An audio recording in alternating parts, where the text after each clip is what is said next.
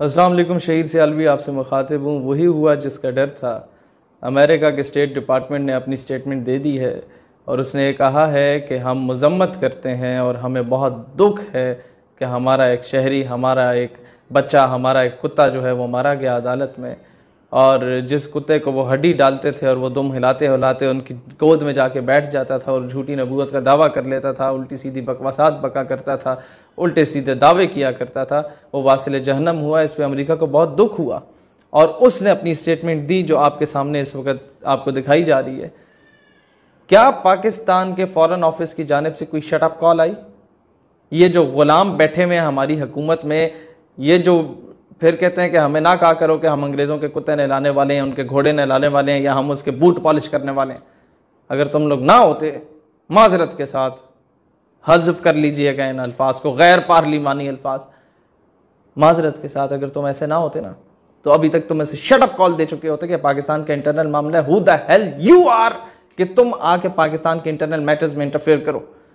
और फिर आके अमेरिका ने यह भी कहा, यह जरा गौर से देखिएगा, कि पाकिस्तान अपने ब्लास्फेमी ला कोई तौहीन रिसालत करता है, उस पर जो कानून बना आर्टिकल नंबर 295C उसको ख़त्म किया जाए, उसको उसमें उसे तहरीफ किया जाए, उसमें तब्दीलियाँ की जाएँ। ये बात वो हमें कर रहे हैं और ये ऑर्डर कर रहे हैं और ऑर्डर सिर्फ ग़ुलामों को किया जाता है। तो इस कौम ने खुद फैसला करना है कि आप ग़ुलाम कौम हैं या आप आज़ाद कौम है। इस वक्त ये केस याद रखना, जो गाजी फैसल का केस है जो खालिद के नाम से मशहूर है, ये उसकी ज़ात का केस नहीं है, ये नामूस रिसालत का मामला है। ये पूरी उम्मत का केस है, पूरी उम्मत ने खड़े होकर उसको सपोर्ट करना है। और अगर हम इसमें नाकाम हुए, जिस तरह गाजी मुमताज़ कादरी शहीद रहमतुल्लाह अलैह के मामले में हम उन्हें ना बचा सके, तो याद रखना इस बार तो केस बड़ा क्रिस्टल क्लियर है। इस बार तो सारे एविडेंसेस हैं, इस दफ़ा तो वीडियो एविडेंसेस हैं कि वो फलां बंदे ने ये गुस्ताखियाँ की थी, इसलिए उसे जाके मारा। और ये काम तभी होता है कि जब पिछले सैकड़ों केसेस पाकिस्तान में तौहीन रिसालत के हैं, किसी एक को भी अभी तक फांसी नहीं मिली, तो कोई ना कोई उठता है, उसे मजबूरन कानून हाथ में लेना पड़ता है। तो इस पूरे सिस्टम का फ्लॉ है ये सिस्टम दुरुस्त होता, जिस तरह किसी मिनिस्टर को कोई गाली देता है तो उसका सॉफ्टवेयर तब्दील कर दिया जाता है, इस तरह किसी गुस्ताख रसूल का सॉफ्टवेयर तब्दील कर दिया जाता, तो आज ये नौबत ना आती, आज कोई कानून हाथ में ना लेता। लिहाजा इन्होंने तो शटअप कॉल नहीं दी, लेकिन मैं बहैसियत पाकिस्तानी इस अमरीकी वज़ीर को यही कहना चाहूँगा कि अगर तुम इंसाफ देना चाहते हो अपने सो कॉल्ड कुत्ते को, बल्कि अपने कुत्ते को इंसाफ देना चाहते हो, तो सबसे पहले तुम अपनी माँ को इंसाफ दो।